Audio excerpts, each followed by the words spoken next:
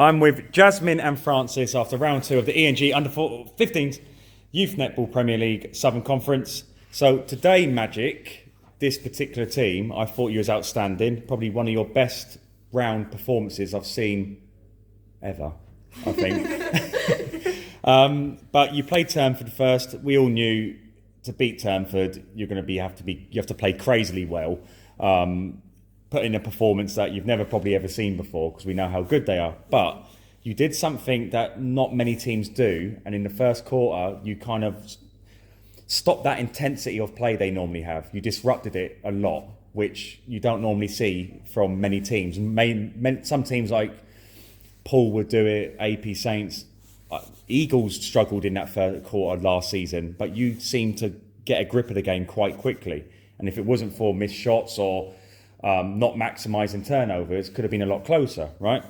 So what was the game plan that first quarter? That's what I kind of want to know. How did you kind of suppress that intensity Turnford normally have?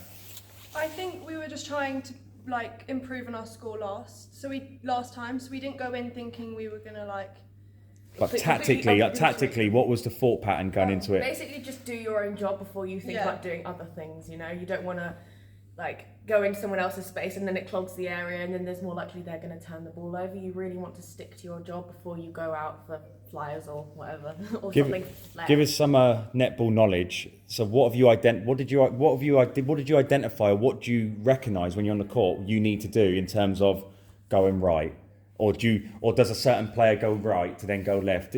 There must have been, because it seemed to me you knew that they would do certain movements because you were intercepting a lot of their passes, which I was like, whoa, what's going on here? So was it just luck, or did you kind of know what was coming in terms of how they played the game? We're just trying to move the ball around a lot and confuse the space pretty much. And also as an attacker, we had centre passes set out. So the wing attack and goal attack, and the centre would communicate, and then the goal shooter would read off what the centre pass they're doing. And then if they need help on the second phase, the goal shooter would come out. But usually we would try to keep the goal shooter in the D because it's harder to. So you're kind of just mixing up how you played the game to kind of keep them on their toe. Yeah. Good, because sometimes and this is what I don't understand. Sometimes you've got the live stream. A lot of clubs don't access it, right? But surely by watching kind of the footage, you get to understand how a team would set up and how they'd play the ball. But you're trying to say, right, even if you watched us, you ain't going to know what we're doing because we're mixing it up so often. Is that what you're saying? Yeah. Cool, that's what I was getting at. You, Jasmine, defended superbly against one of recognised as one of the most talented shooters in the country, Coco. I think, to be honest, if I was to say who got the better of who, it's 50-50. I couldn't really say Coco got the better of you, and I couldn't really say you got the better of Coco. It's like a 50-50 split. I thought the way you read her runs was amazing throughout the first 2 quarters in particular. I think she had to change her game up a little bit to try and confuse you because you were reading her runs very well. How did you know she was moving in certain ways? Have you played against her before? I actually played her at, I think one of these Pulse matches. It was a Magic versus Pulse match. It was a friendly. So I kind of got to know a bit of her movement then. What is it Coco does that you recognised you had to do to intercept the ball? Well, I think first of all you really want to get a front space because if you're behind her, there's no chance because she's tall. So you really want to exactly. And you've got to contest early. So I was working with my other defenders, the wing defence and goal defence, to get the ball, to not let her get the ball as much because then it would be, easier to intercept earlier than try and intercept off Coco. But just arms pretty much would help as well, just little things. Well, I noticed your footwork is amazing because the tendency is when the player's got the ball is to move forward, and what the attacker will probably do is peel off. Mm-hmm. But you seem to move forward, but then move your feet back really quickly, and you'd get the interception.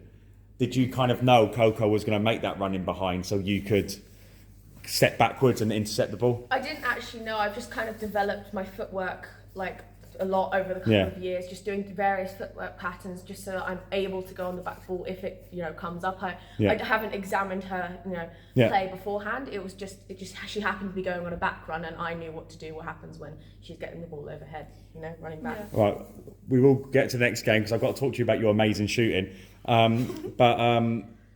someone marking someone like Coco, who's super talented, give us some advice to anyone who's come up against someone like Coco. Give us some key points on how to defend someone that good. Vary your play, have quick footwork, and be able to read off of where the ball is. So you've got to have your eyes up a lot of the time to know where it's going to be put in. Because there's no point going on something that's not going to be given. How much is it to do with looking at the ball and looking at your player? It's 50-50. You've got to be able to see both at the same time. That's why body angle is really important. I thought maybe a bit more in the favour of looking at your player, but no, it's cool. Great advice. Brilliant.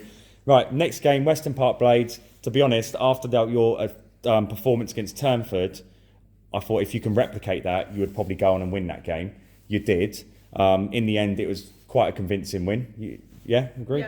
Yeah. But your shooting was incredible. Like I've noted down, you're going to get some reels on my Instagram because your shots were amazing. Would you have tried them if the game wasn't where it was, or are you quite a maverick and you will take a chance when you're given the chance? I would say with me, if I miss my first couple shots, then I get very frustrated with myself and I start like missing a load. So then I would move to short shots, but all like mid-range. But now when I got through the game and I was just relaxing and I was breathing before every single shot, and because I got a few long shots in, I was like, oh, now I feel comfortable in the long shot area. And then it kind of is all mindset, really. Would you dare try those type of shots if the game was even? No. It's better to be safe. So you try those shots when you feel kind of the game's at a place where it doesn't really matter if you miss. Is that true? Yeah. That's all. Cool. So you gave us some top tips about defending. When you're trying those type of shots, because we love those shots, we see all our stuff online, we love a long shot. Give us a couple of tips on how to execute a long shot the way you were doing it. I would say what you need to do is you need to block the defender's arms out your eyes and just focus on the rim of the post, and also breathe before you take the shot and just I say in my head, set, bend, flick. Yeah. So where I just set the shot, I bend my knees and I flick my wrist. Is there part of how they say in football, sometimes aim at the keeper, because then it'll go to the side of the keeper. If you aim to the side, it'll go at the keeper. At what part of the post do you aim at? Do you aim behind the post? Do you aim? I see it as so I pretend there's a witch's hat on top of the post, and I hit the top point of the witch's hat. Yeah. And usually, if you hit the top point of the witch's hat and your technique's right, you'll get a swish shot. Cool. Was you getting marked by Zanea in the Turnford game? Was that the goalkeeper? Yeah. Yeah, I think so. Yeah, because that looked difficult to shoot. She's got very long arms. Mm-hmm. I actually said to your coach, tell her to fake shoot. Yeah. Because she was so intent, like get the ball, and you didn't really do a lot of fake shots. Was there part of you wishes now you could have just fake shotted her a little bit? Yeah, definitely. Now I look back at the game, I would say my improvement is to either step back on it if I've got good balance, or to like double pump my shot. So you fake it, she jumps, and then you go again. Because I thought, to be honest, the opportunities there are a lot to do that fake shot. But I can imagine in that environment on the court, it's a lot easier said than done. Yeah. Because you've got 3 seconds, haven't you? But no, great interview. It's been 8 minutes. I could talk to you all day. But that was a fantastic performance. I really hope you continue these type of performances for the rest of the season. But before you go, what can you achieve this season? We think we can achieve top 4. Top 4. That's what we're aiming for. No, I think with those type of performances, you can. You've just got to maintain it. Yeah. Mm-hmm. You promise you're going to do that? Consistency. Good. Yeah.